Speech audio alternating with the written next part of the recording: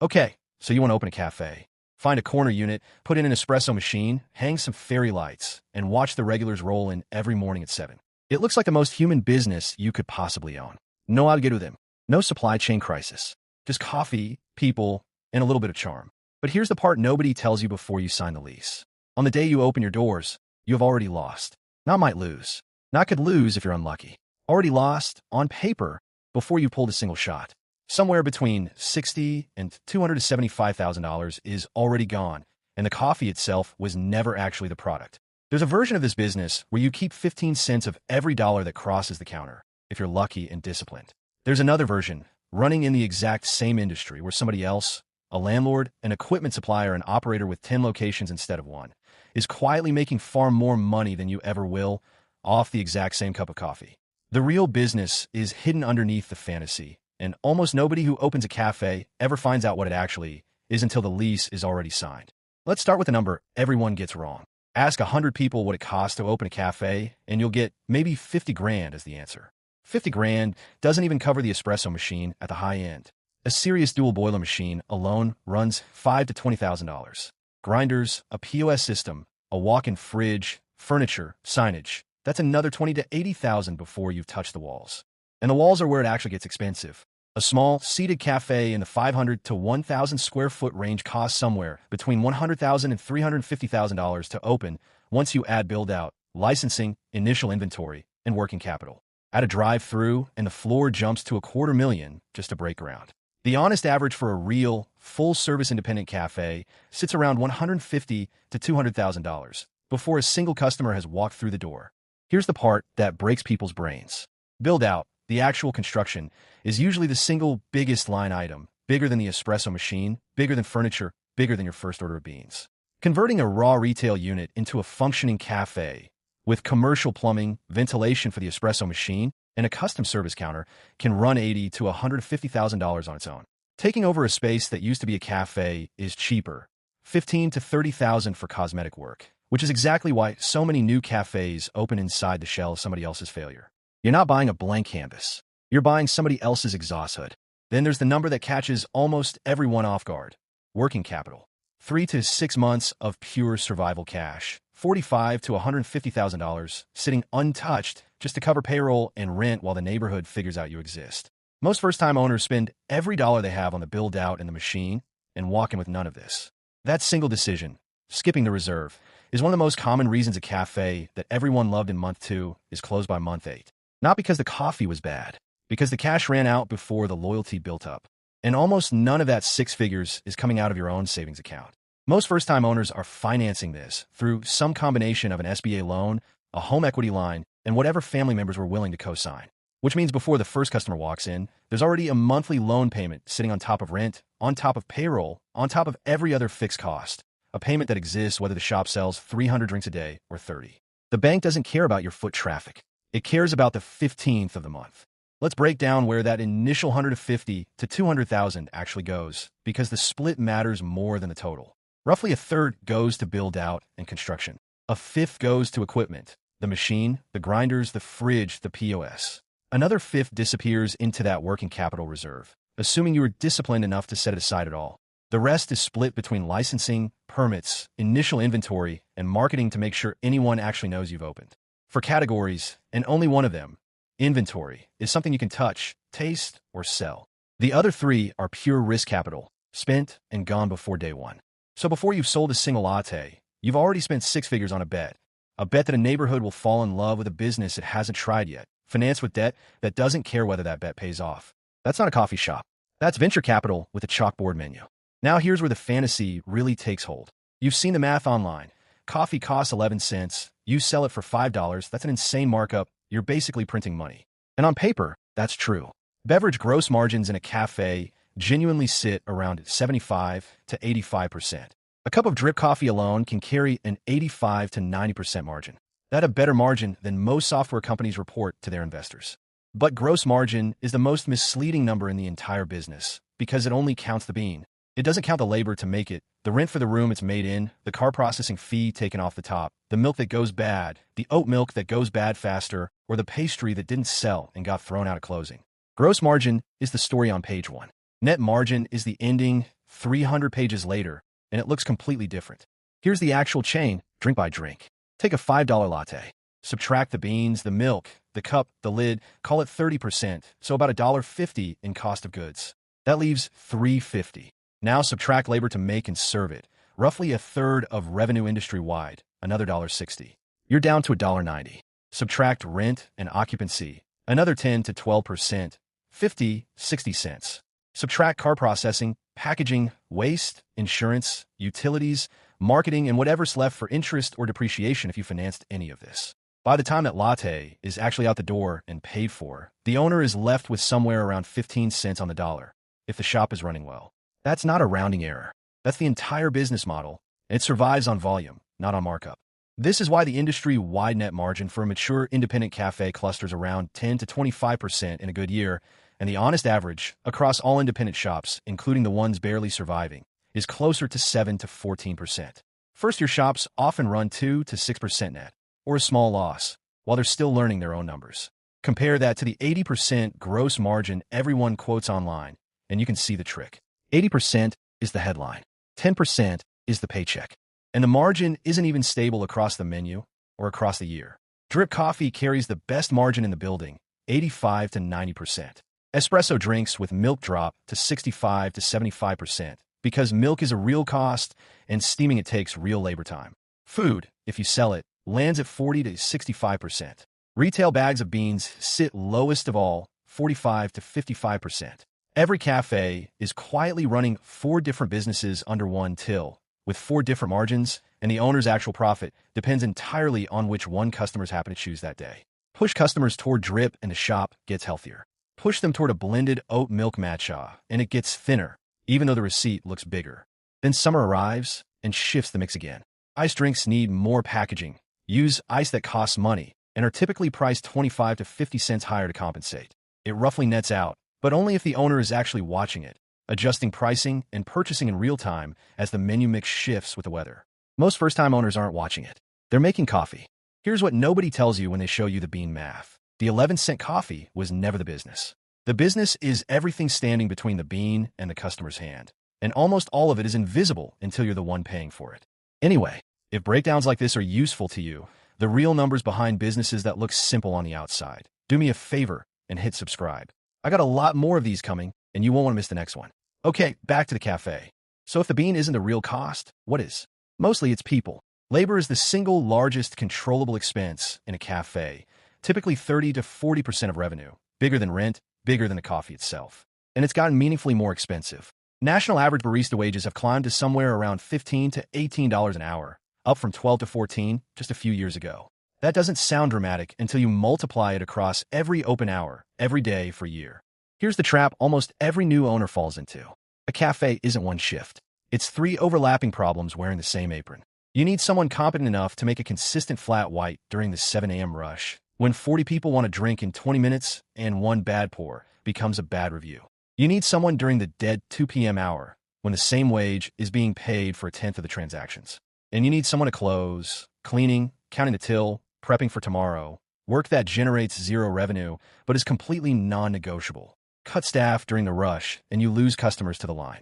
Cut staff during the lull, and you save almost nothing because the door still has to be staffed either way.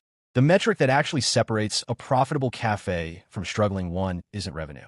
It's drinks per labor hour. How many transactions one paid hour of work produces? 2 cafes can post identical monthly revenue and have completely different fates because one is running lean during slow windows and the other is paying 3 people to stand around a quiet room. At 2 p.m., owners who track this number obsessively are usually the ones who make it past year 3. Owners who don't are usually the ones who can't explain, 18 months in, where all the money went. And here's the twist that catches almost every first-time owner. The dream was to escape a boss, get behind the counter, make the coffee yourself, and build something personal. The reality is that the moment the shop is busy enough to be profitable, the owner isn't allowed to be the one on the machine anymore. Profitable cafes need the owner doing payroll, ordering, scheduling, fixing the walk-in compressor at 6 a.m., and firing someone at 11, not steaming milk. The romantic image sells the cafe. The spreadsheet runs it.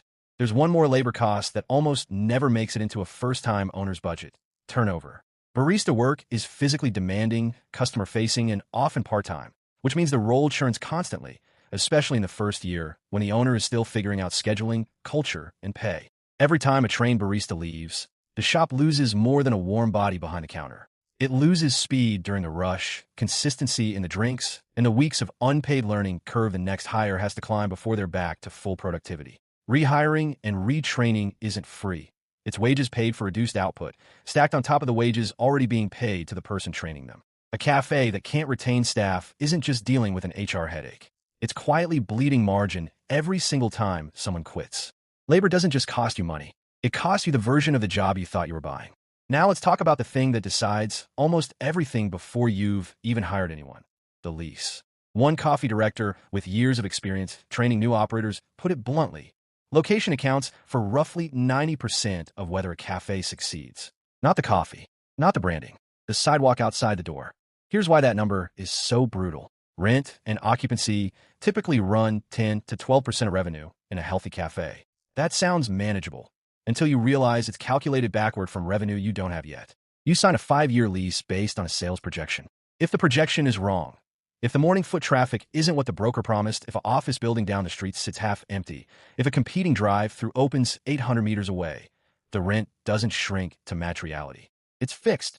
Sales are the only thing that's allowed to move. And when they move down, that same fixed rent eats a growing share of a shrinking pie. This is where Starbucks, a company most people think of as a coffee company, reveals what the real game is. Starbucks doesn't pick locations because the coffee will be good there. It picks locations the way a hedge fund picks a position. Its internal real estate platform models traffic patterns, income data, and drive through stacking capacity before a single lease gets signed, and it will reject a site seeing 60,000 cars a day if those cars are driving on the wrong side of the street for a morning commute. Land requirements alone run half an acre to a full acre once you account for the building, the drive-through lane, and stacking space for cars that haven't ordered yet. Every Starbucks location is underwritten like a real estate asset first and a coffee shop second, because that's what it actually is.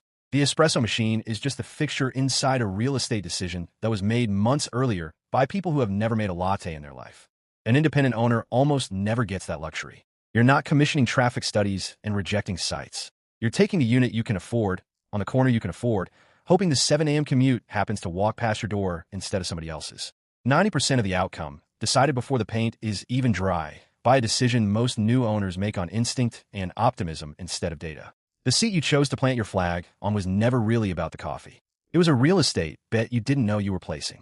So far, we've covered the costs everyone eventually learns about: rent, labor, the beans. But there's a second ledger running underneath the visible one, and it's the one that actually determines whether year 3 ever happens. Start with food. The moment a cafe adds a real food program, pastries, breakfast, lunch, the economics shift underneath it.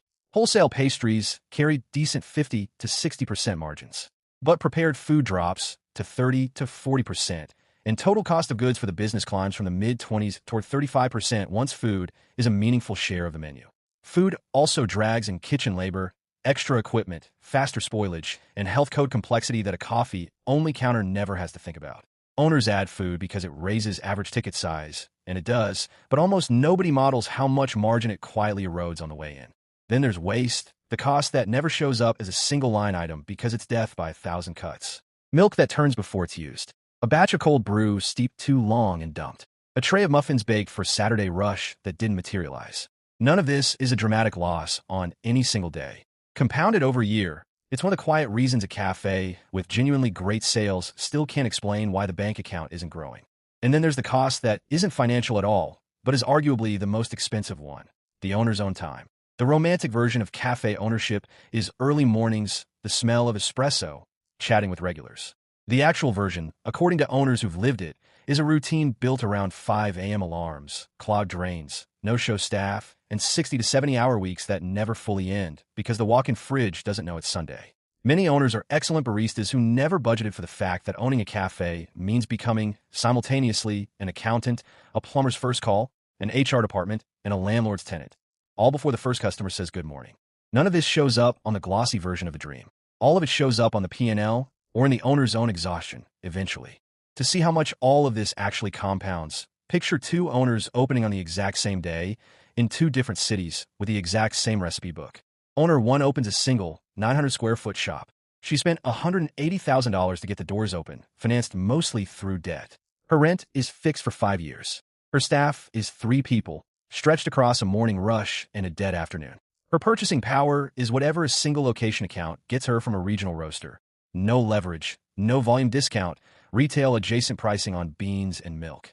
If one slow month hits, a nearby office building loses a tenant, a competitor opens 2 blocks away, a summer slows foot traffic, that fixed rent doesn't move, and neither does the loan payment. She's exposed on every side, all at once, with no other location to absorb the hit. Owner 2 took the harder, slower road. He opened his first shop the same way she did, at roughly the same cost. But he didn't stop at one. Verve Coffee Roasters is the real-world version of this path. It started as a single 900-square-foot shop in Santa Cruz, California, back in 2007, and grew from there into a multi-location roastery and cafe business spanning California and beyond. Once you're operating multiple locations off one central roasting operation, the entire cost structure changes. You're buying green coffee in volume instead of paying retail for roasted bags. You're spreading a single roastery's fixed cost across 10 storefronts instead of one. You're negotiating leases as a proven, multi-unit tenant instead of a first-time operator with no track record. A bad month in one location gets absorbed by 8 good months in the others, instead of sinking the entire business on its own. Same product, same 11-cent bean, same industry-wide labor and rent percentages on paper. But Owner 1 is fighting for survival with every variable working against her at once, and Owner 2 built a structure where volume, not any single location, carries the risk. The dream of owning a cafe and the reality of owning a coffee company look identical from the sidewalk. They are not the same bet. Put all of that together, the 6-figure buy-in, the 15 cents on the dollar reality behind the 80% gross margin, the labor trap, the rent gamble, the hidden ledger, and you start to understand why the failure numbers look the way they do. Estimates vary depending on who's counting, which tells you something on its own. Nobody has clean, definitive data because so many of these businesses close quietly without a headline. But the range that shows up again and again across surveys of hundreds of actual owners is this: somewhere between 50 and 75% of independent cafes don't make it to their 5th year. One widely cited survey put it at 62% failing within 5 years, with 17% gone before their first anniversary is even celebrated. A separate survey of 232 working cafe owners found that 56% believed more than half of all cafes in their own local market would fail within 5 years. These aren't outside critics. That's the people actually running the machines, describing the odds they're living inside. And here's the detail that should really change how you think about this. When those same owners were asked why cafes actually fail, bad coffee was almost never the answer. Less than 1% blamed the product itself. The number one reason, cited by 55% of respondents, was simpler and harder to fix. Owners were unprepared for what running the business actually involved. Not unprepared to make coffee. Unprepared for payroll, for a lease that doesn't care about a slow month, for the version of the job that has nothing to do with espresso at all. Watch how it actually plays out in practice. Month 1, the shop opens to genuine excitement. A new spot, a novelty, friends and neighbors showing up out of goodwill. Revenue looks healthy. The owner, understandably, relaxes a little. Month 4, the novelty wears off and revenue settles in what the neighborhood can actually sustain on an ordinary Tuesday, usually 30 to 40% below that opening month. The fixed costs haven't moved. Rent's the same. The loan payment's the same. But the reserve that was supposed to cover this exact gap was either too small to begin with or never got set aside at all. Month 7 or 8, the owner starts cutting corners to survive. Fewer staff during the rush, cheaper ingredients, skipped maintenance. And each of those cuts quietly damages the exact experience that built the month 1 loyalty in the first place. By month 12, the shop that had a line out the door on opening week is running on fumes, and the owner is discovering, in real time, that unprepared for ownership doesn't mean the coffee was bad. It means nobody modeled month 4. That's the real trapdoor. The failure rate isn't a coffee problem. It's an operator problem hiding behind a coffee-shaped business. So if the person steaming the milk is often walking away with 15 cents on the dollar, after 6 figures of risk, 70-hour weeks, and a 1 in 2 chance of not seeing your 5, who's actually making money in this industry? Start with the landlord. That NNN lease Starbucks signs isn't just a place to make coffee. It's a bond. A corporate-backed Starbucks lease, with 10 years remaining and the parent company's investment-grade balance sheet behind the rent check, is treated by real estate investors the way they treat a government bond with a coffee cup attached. The tenant absorbs the operating risk, the maintenance, the staffing chaos, the 70-hour weeks. The landlord just cashes a check, backed by one of the most durable brands in retail for the next decade. Starbucks isn't competing to be the best cafe on the street. It's competing to be the most bankable tenant a landlord can sign. And once you see that, You realize why the standalone drive-through with a huge parking lot matters more to the business model than the seating inside. Then there's the equipment and supply layer. The roaster, the machine manufacturer, the POS company, the milk distributor, every one of whom gets paid whether the cafe below them survives or not. A $5,000 to $20,000 espresso machine gets sold once per cafe. A cafe that opens, burns through its capital, and closes within 18 months still bought that machine, still paid for that build-out, still signed the POS contract. The failure of the cafe doesn't touch the supplier's revenue at all. In an industry where roughly 6 in 10 new entrants don't make it to year 5, the businesses selling the equipment to open a cafe have a far better economic position than the cafes themselves, because they profit from the opening, not the surviving. And at the very top sits the model almost nobody thinks about when they imagine owning a cafe, the multi-unit operator who never intends to make a single drink personally. The economics of one cafe are brutal. 15 cents on the dollar, riding on a location bet, exposed to a single lease and a single kitchen fire. The economics of 10 cafes, with shared purchasing power on beans and milk, a centralized roastery cutting cost of goods, and enough volume to negotiate real terms with a landlord instead of accepting whatever's offered. That's a completely different business. Same product, same 11-cent bean, entirely different leverage.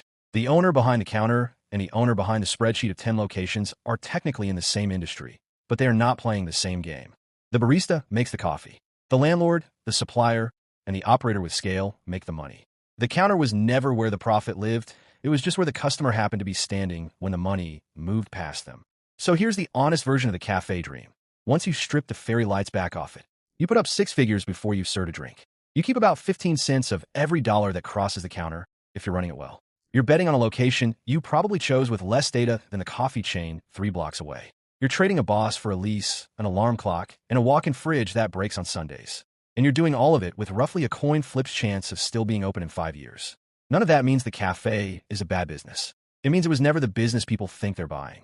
It's not a coffee business. It's a real estate bet, a labor management business, and a cash flow survival game that happens to sell coffee as the thing customers see. The people who actually win at it are the ones who understood that from day one, tracked their drinks per labor hour like a hawk, budgeted the working capital nobody warns you about, and treated the lease with the same seriousness Starbucks real estate team treats a traffic study.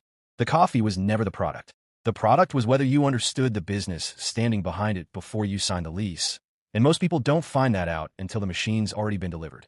And here's the thing that connects the cafe to the next business on this channel.